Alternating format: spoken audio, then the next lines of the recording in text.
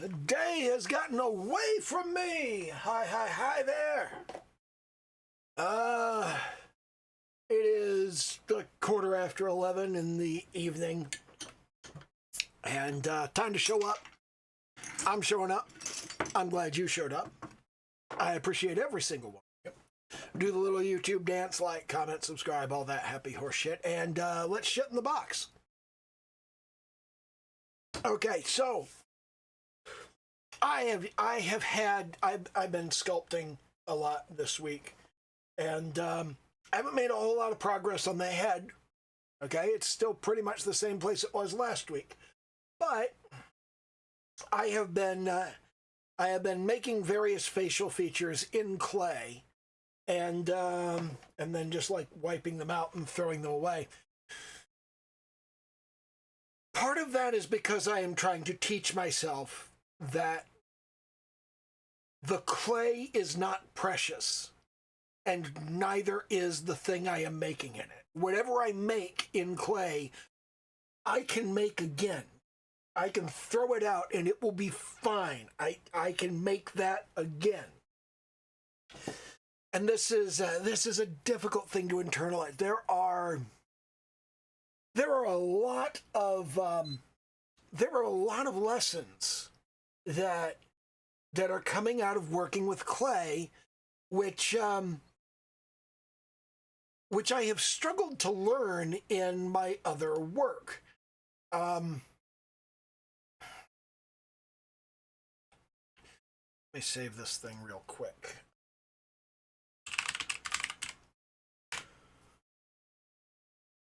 Did I save that in the right directory? I did not. I've got to move it to the correct directory. Okay.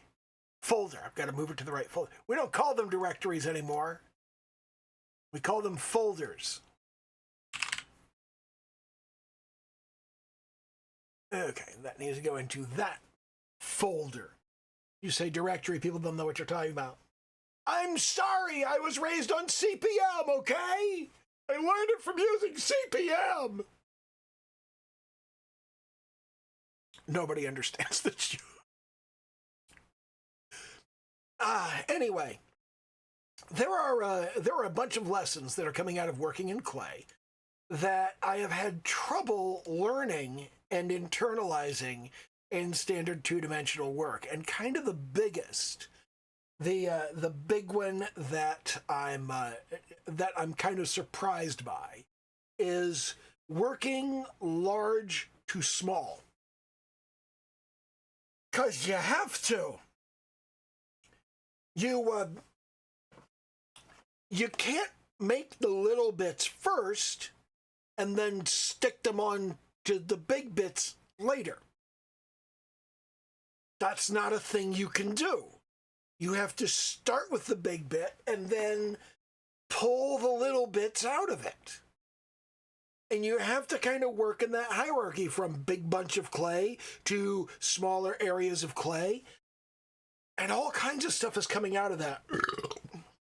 And I'm not very good with the clay yet. And that's frustrating. It's frustrating not being very good with the clay. It's frustrating that I have these tools. I have this collection of tools here. And I'm not happy with this collection of tools. This is a little collection. I've got these metal balls on sticks. I understand why you might want a ball on a stick. I just... Why so many? Like, is this really a thing you do so often that you need multiple sizes for this? Is that that's confusing. And then I've got two more, and these are plastic instead of metal. Okay? And more interestingly, here's something that I found. Here's something that I found on this particular set. Okay? I don't know if you can see that. Let me make sure we're focused. We'll see. They're textured. the handles are textured. And that one has a kind of a wood grain texture looking thing. And this one's just kind of, you know, ribbed for her pleasure. And then I've got two other plastic tools. I mean, this one's kind of a gouge. This one has a semicircular profile. And the immediate thing that I thought with this was, ooh, this would be a good thing to do ears. And no, this is not good to do ears. I don't know what you're supposed to do with it. But this doesn't have a textured back, and neither does this one. It doesn't have a textured back. And on top of this, this one has like this little spade tip thing on it. It's not really a big deal, but you'll notice that they have these little kind of ribs, these ridges in the handles, and they're not in the same place. And even if you turn it around, they're like they've got the same gap between them, but they're in different places on the handle. And then here we've got the same thing here. We've got the same, there are little ridges, but they're in different places on the handle. And I don't know why you would do that. And I look at that and I scratch my head and I go, I don't understand what's going on here. I don't know. I don't know what they're trying to do. Similarly, remember I showed you those 4 different metal balls? Well, here's an additional, if you look really close, those have little balls on the end. Let me see if I can get a good look at that. These have like tiny little balls on the end, and they're double-ended. So you've got 10 more very small ball-ended tools.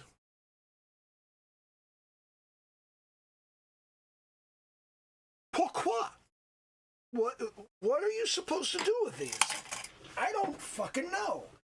So it's just right here, okay? Right here, just right off the beginning. Oh, and this. This is a wire brush. And this wire brush is very, very stiff. Like it barely flexes at all.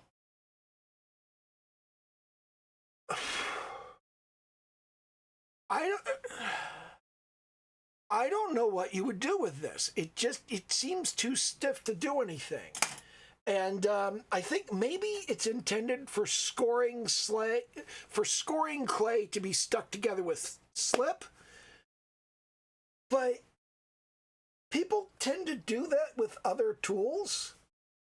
Now, that's this cup over here. I've got like tools divided into 2 cups. This is the cup full of all the tools that are like, what the fuck? And this is the tools that I'm just like, oh, okay, I understand that. Now, the last time we talked about tools, you remember I was going, hey, these silicone-tipped tools, these are really good. I really like these. And I do still really like these because they're pretty. I really like this color of blue, and I like the chrome there, and I like the dark wood. I really like it. I really think they look nice. But they're not as useful as I expected them to be. The really useful tools are these wooden ones. These are the ones that I look at and go, well, that's some cheap bullshit. But these tools, this seems to have been broken. I appear to have snapped the tip off of this one somewhere along the line. Probably dropping it in and out of the cup. But yeah,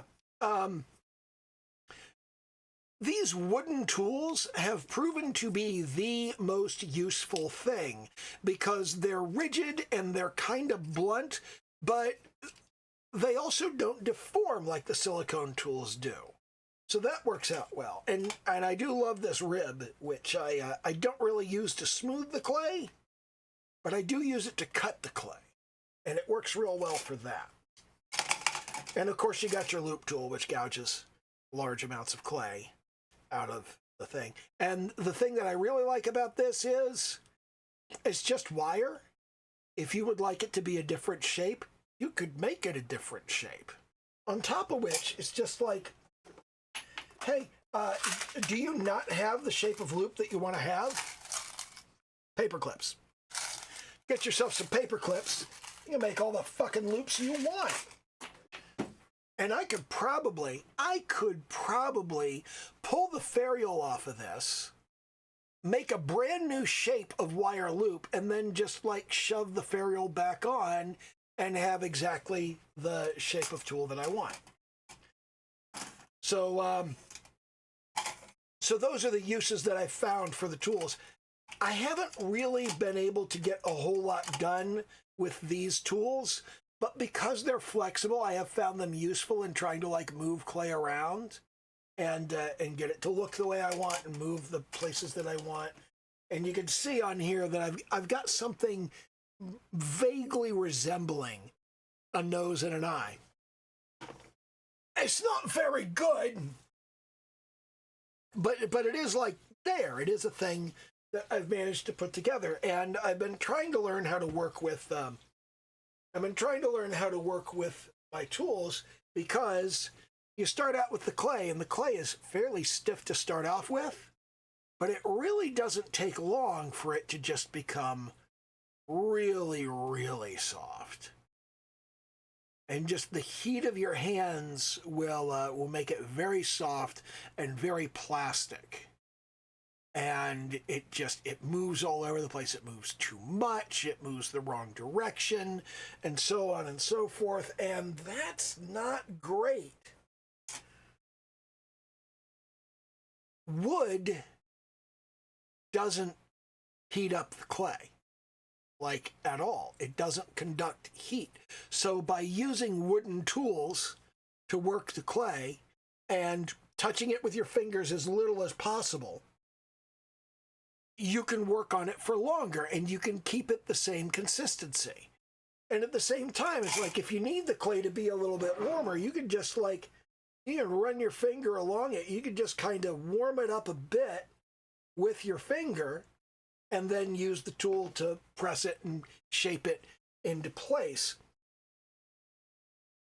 And all of this stuff is very interesting to kind of learn and to sort of gradually get a handle on.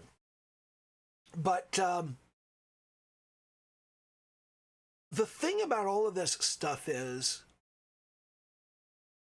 people will tell you these things. It's like one of the things that it's like the whole working large to small thing.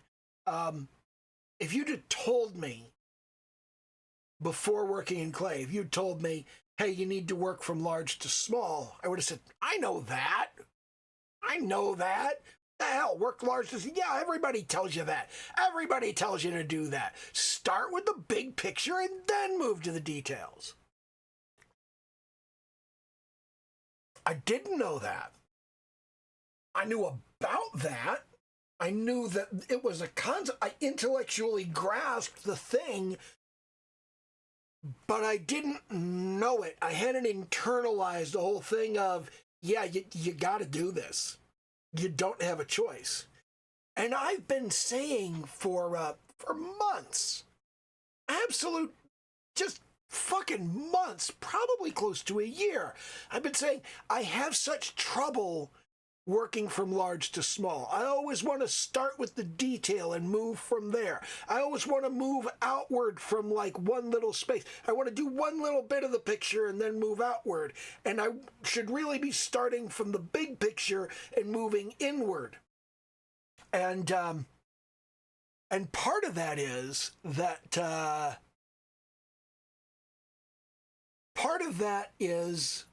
the question of putting the most detail into the focal points. If you put all of the detail into one place, then you'll basically blow your wad on that one part of the picture, and then you don't want to do the rest of it. You got to move from outside to inside. You got to move from the large bits down to the small bits, so you're gradually kind of getting focused in on the small bits and going, this bit is kind of smaller, and that bit is kind of smaller, and this bit is very small, and it's very detailed. Really internalizing that, really like grasping that you have to start with a very general, blocky, non-specific sort of look. And then you move from that to your more detailed stuff, and you put your detail in the focal points. And as you work on a picture, here's another thing I know intellectually, but can't like say I've internalized through my art.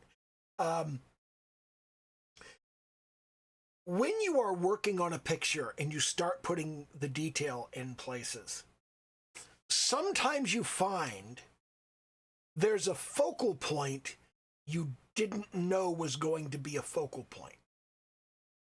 You discover that something needs to be detailed that you didn't think was going to need to be detailed. And other times you find that something you thought was going to be a focal point is not a focal point, and that you thought it would need to be detailed, and it really doesn't. It can be just like very broad strokes, very kind of generic. And if you've already done all the detail of that space, you have wasted your time. In fact, once you discover that this area is not supposed to be a focal point, and it's not supposed to have that much detail, you now have to go into your detail and fuck it up so people don't focus on that and go, why is this so detailed? You have to go in and genericize it. And in the same way, I'm internalizing your work isn't precious.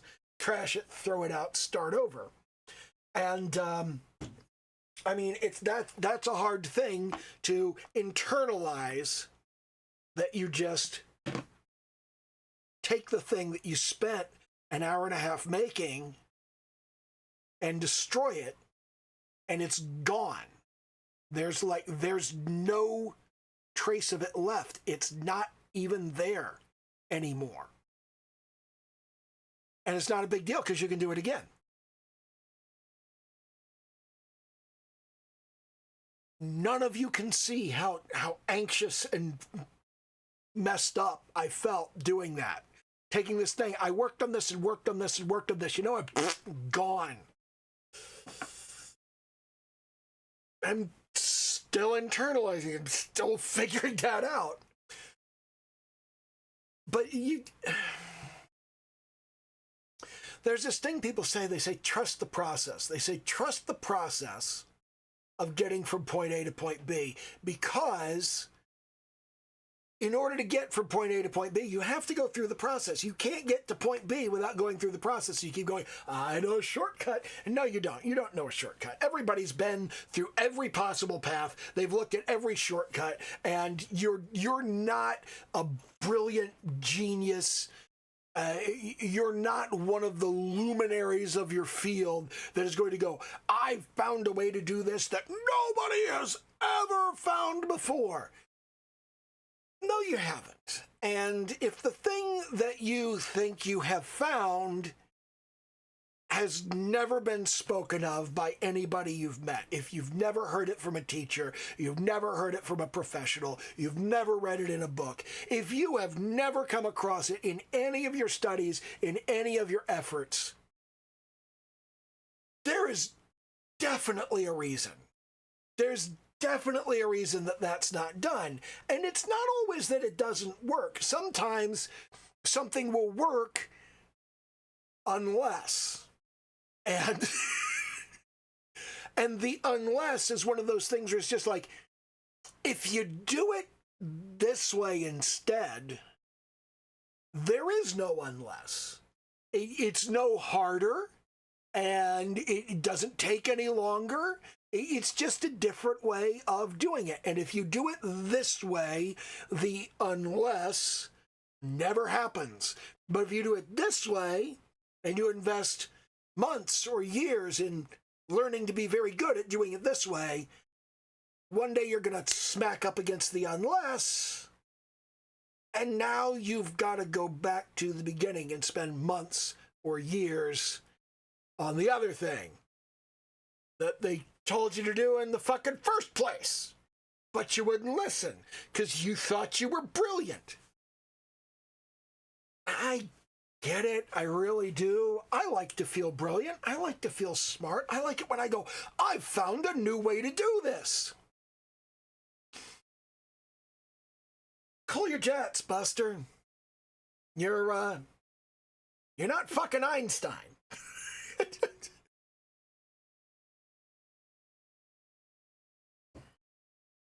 A lot of us are bound up in being smart. We're very consumed by how smart we are and how smart we've always been and how many people have told us, God, you're so smart.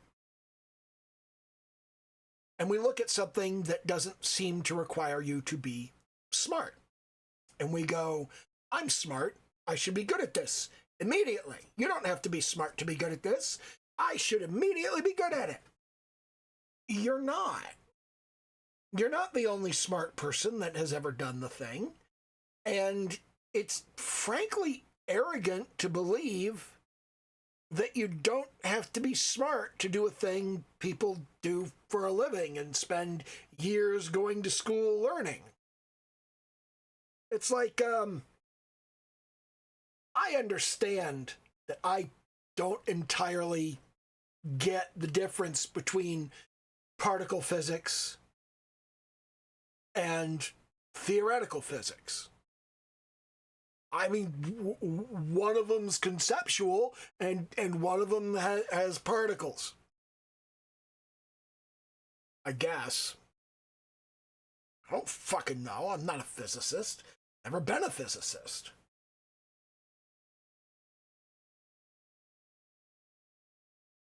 But a lot of the time, you look at something and you go, oh, drawing's not that hard. Painting's not that hard. I've seen people get good at drawing in 30 days. Not really. I've seen people get good at painting in just a couple of years. Really? I'm fairly good at painting skies. I'm not fantastic at painting clouds, but if all I did was paint skies and clouds, and I invested hours and hours every day in just doing that, I would get good at it. I have painted some fairly good mountains in my time. I have painted some fairly good pastoral scenes in my time. I'm not great at them, but I've done them fairly well. And if I spent more time doing them, I would get even better. But because I'm trying to learn like 30 other things all at the same time, and also the fundamentals so I can move on from that, and so I can build up from that. And also, I'm not fundamentally an artist. I'm fundamentally a game developer learning art to put into my games. I'm never going to be Rembrandt. I mean, for God's sake, I'm never even going to be Thomas Kincaid. You know, that's not going to happen. That's not the direction that I'm going. That's not the way that I want things to be. But there's all of this stuff that I'm trying to learn and all of this stuff that I'm trying to do. And I do kind of feel like there's a bunch of illustrators on Pixiv that I'm like, I could be that. Like, probably not for a few years, but I could be that. I could do that. I play visual novels and I look at the pictures in the visual novels and I go, I could do that. Not today. Not right now. But I could. That's within my grasp. That's a thing I could learn to do. It's a thing that I could pick up. And now I'm kind of looking at sculpting and I'm going, I could, like, sculpt. I could make, like, little sculptures. And it hasn't escaped my notice that if I could sculpt reasonably well, and one of the things that's kind of surprising and upsetting me is that for how little sculpting I've actually done, I'm way better at it than I have any right to be. And it's like, I got friends on social media that I'm like, here's this thing that I'm doing. And they're like, wow, that's pretty good. How long have you been sculpting? Oh, this is my first sculpture ever. Fuck you. Dude, like, seriously, fuck you. I've been doing this for years. I wouldn't even attempt what you're doing, and you're doing a better job than I could. Sorry, dude. I mean, blame Kim Hu for it, okay? Kim Hu is responsible for this because she basically said, you know, if you want to really become a good artist, then the thing you have to do is you have to find someone you're obsessed with and obsess more. So, Wang Le. Duh. The fixation is already there. I just kind of like, it's sitting in the yard. I just pick it up. There it is. Yeah, there's my obsessive character. And you add on top of that the YouTuber. I don't know who it was. I am more and more convinced that it was Florent Fage, who's an oil painter, and he also gave the advice of, if you want to get really good at painting skin tones, paint an egg. I haven't done that.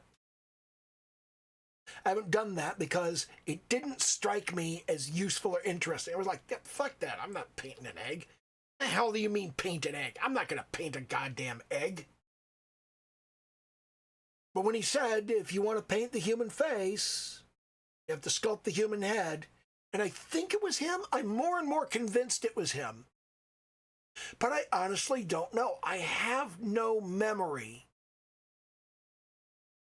I don't remember what was on the video or what the person looked like or what they sounded like or even the exact words that they said.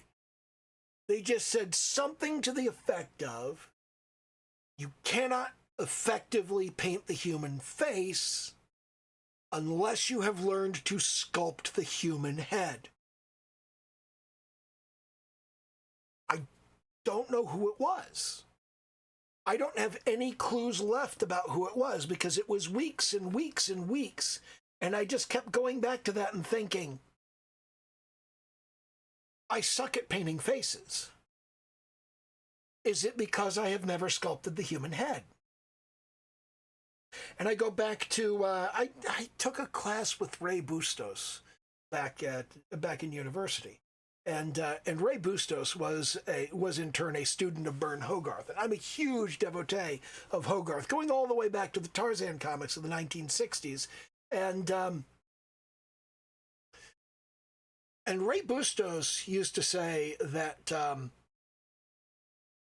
if you want to draw, you need to sculpt. He used to encourage it. He used to say, you should sculpt. Sculpting will make you better at drawing. If you want to understand the anatomy of the human body, you build the écorché. The écorché, for those who don't know, is the flayed human figure, the skinned human figure.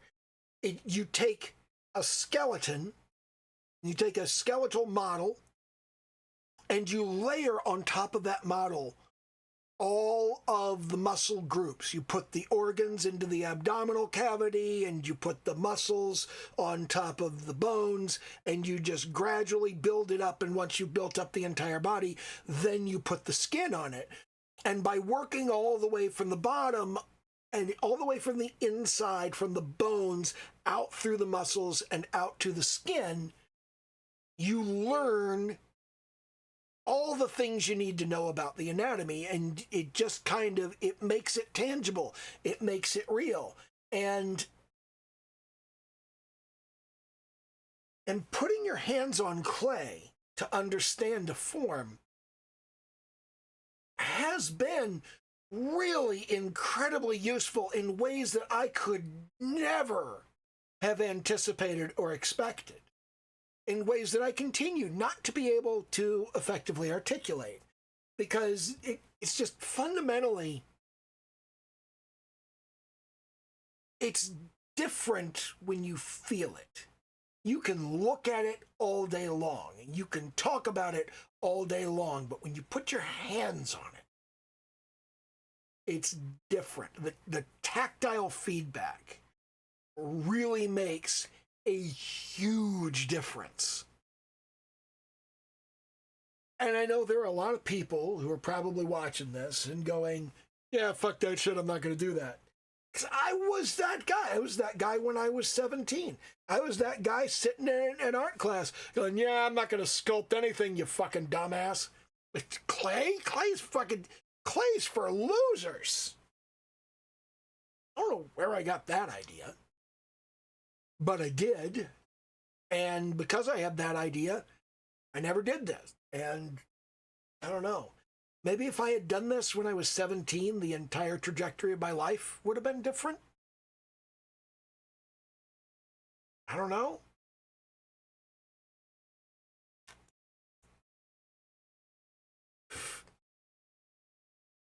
My dad always wanted to be a sculptor. My dad was a painter. And he tried to be a sculptor. And he was bad. He was a bad sculptor. He did not do a good job. But it's like,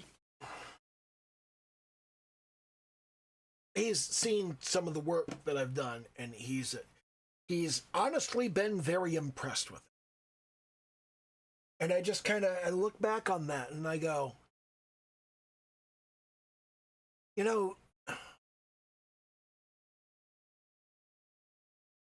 40 years ago, if I had picked up some clay and I had sculpted something and it had looked good, if it had just looked decent, I think my entire relationship with my father would have been completely different.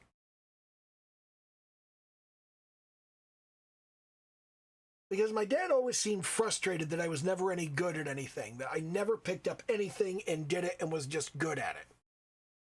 And I spent many years thinking, you know what?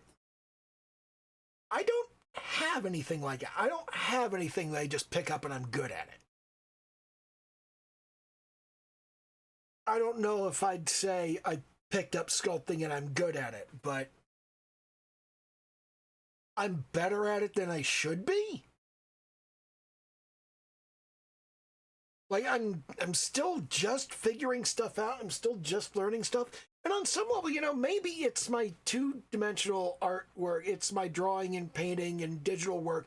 Maybe that's why I've been able to turn around and be better at sculpting than I should be.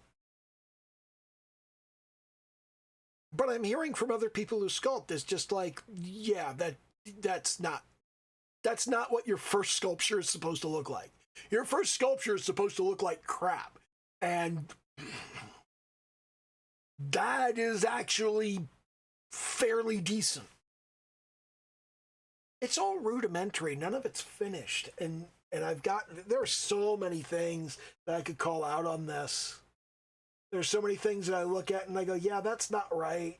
That's not right. I haven't got that right. This cheekbone's too high, for example. That cheekbone's supposed to be lower. The ear needs to be larger. It needs to come down farther. It needs to go up farther. Obviously, there needs to be more detail on it. The ears aren't even level. There's a lot wrong with this head, but it's all stuff that can be fixed and that ultimately will be fixed. And I'm hoping my major goal, the major thing that I'm after with this head sculpt is I want it to be recognizably Huangle. That's the thing that I want. I want to be able to put this sculpture up next to her picture and have people go, wow, you sculpted that person. Even if I didn't do a good job, as long as they can tell that's what I was doing, that's a success for me. And I don't know how well I'm doing on that. But I do know that trying to get a likeness on just 2D drawing, that has not been going well. And I think it is going better with the sculpting, but I think there's a long way to go. I have a book coming tomorrow. By the time you see this, I have a book on sculpting portraits that's going to be coming in. Holy crap! It's almost midnight.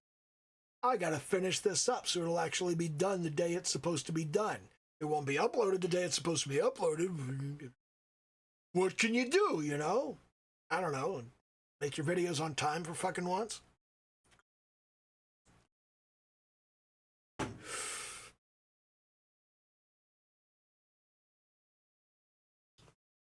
The sculpting is really changing a lot. It's really making things fit together in a way that I didn't expect them to, and you just kind of you get these initial forms together, and you can just rapidly go from nothing to something that is already beginning to look like a rudimentary facial form. Okay, you can already see the eye socket taking shape, and the cheekbone going into place, and the bridge of the nose, and the brow ridge up over top of the eye. And then it's a matter of smoothing out and making things into the correct planes, learning the planes of the head, learning the Loomis head. The Riley rhythms are not so useful for this, and getting there's a thing. The side of the eye here, okay, the side of the eye, it kind of has to go in because your eyeball needs peripheral vision. It needs to be able to see over to the side. So you need to clear that space, and that's a thing that you just kind of put together and figure out as you go. And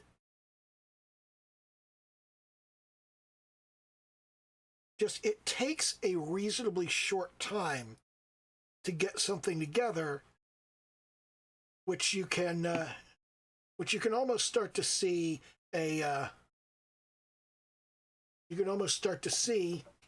oops. It's actually those are the right size. You can almost start to see the forms taking shape.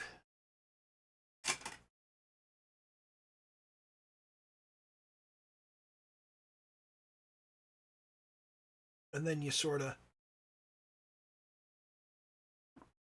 get your tools into the picture, and you can integrate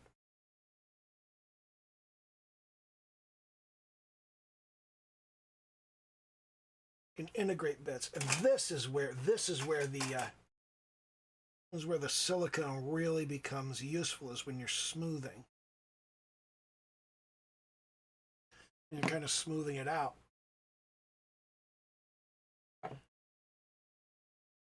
But it really, once you start to get a hold on it and you start to get a feel for it, then you start to be able to just kind of whack something together, and it begins to take shape. It begins to actually look like human features. It begins to take on that look and feel.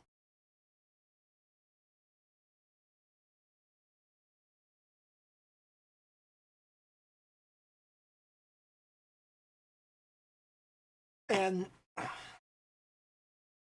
this is why I'm trying to internalize, don't treat your work as precious. Because it's very quick, it's very rough, but being able to kind of rough that in and make it look meaningfully like a human face,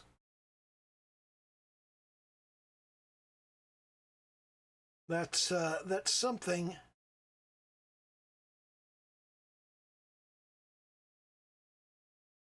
that just takes some practice and some work. And there's a lot of work that needs to be done on this, obviously. But it's just like, in 2 weeks? I've been sculpting for 2 weeks?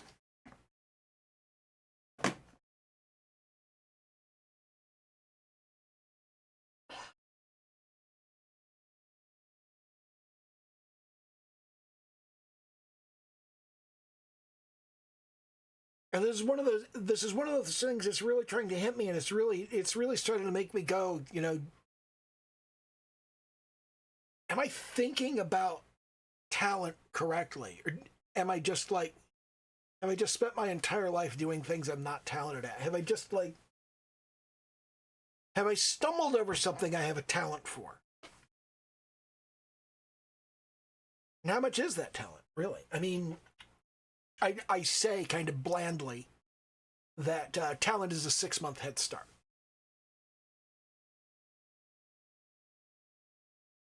So I don't know. I don't know if that looks like I've been sculpting 6 months.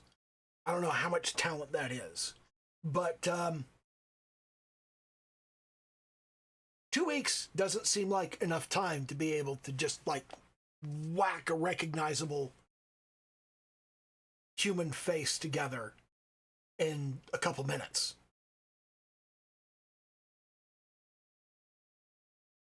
It's kind of shaking my view of the world.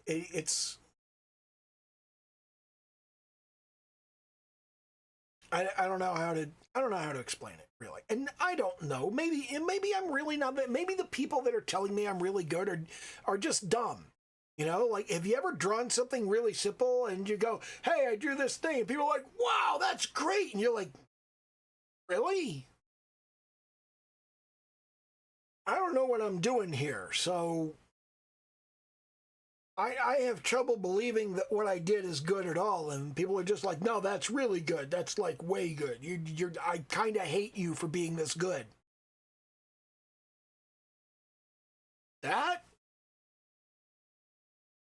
That's good? Really? Not sure how much I believe them.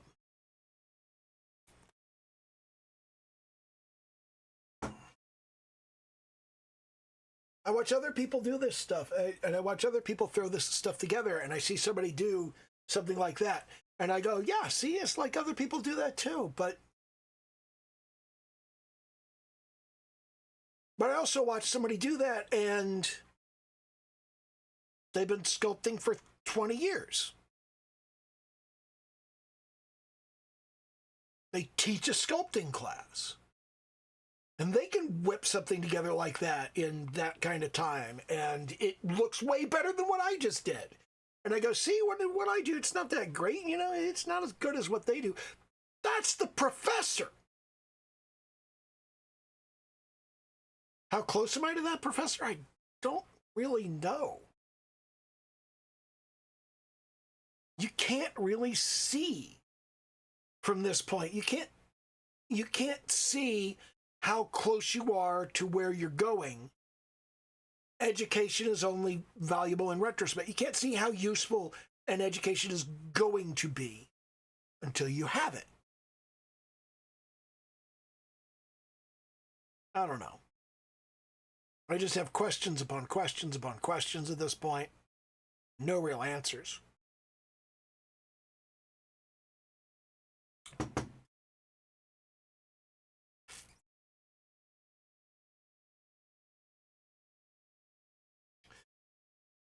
This is exactly the kind of thing that I have this channel for.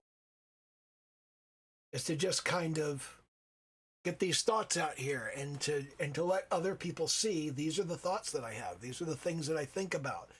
This is where I'm pointed. This is where I'm going. This is what I'm doing.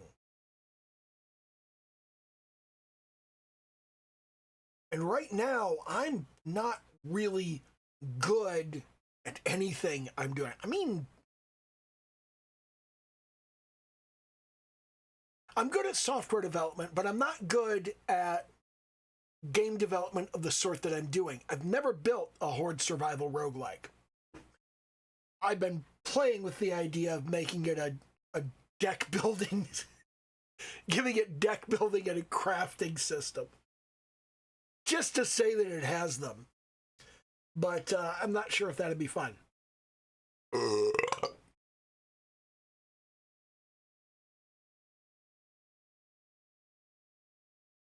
I'm good at music. I'm good at composition. I'm good at arrangement.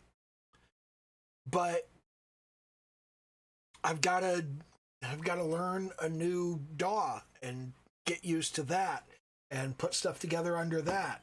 And that's going to be frustrating. I mean, even with the game development, you know, even if I get a handle on the kind of thing that I'm trying to build, I don't have a lot of experience with Godot. I should have experience with Godot. It's been on my hard drive for years, and I update it every time there's a major update. I should be better with it, but I'm not. That's the story of my life, is I should be better, but I'm not. I should be better, but I'm not. I'm good at the programming. I'm good at the music. I'm not good at the art yet, but the sculpting is going way better than the 2D stuff. I got another book that's on the way tomorrow. It is now tomorrow. It's just gone midnight. I got another book that's on the way tomorrow, which is called Pop Sculpture, and it's about building action figures and figurines that you then model and duplicate, that you make into molds. And if I get good at this sculpture shit, which it looks like I might, then I mean, there's all kinds of anime figurines in the world that sell for $200 and $300.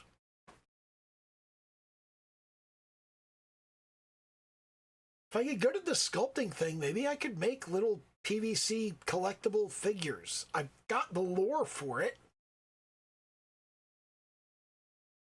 And the lore can be changed, you know? I've got character designs. I've got looks and feels for them.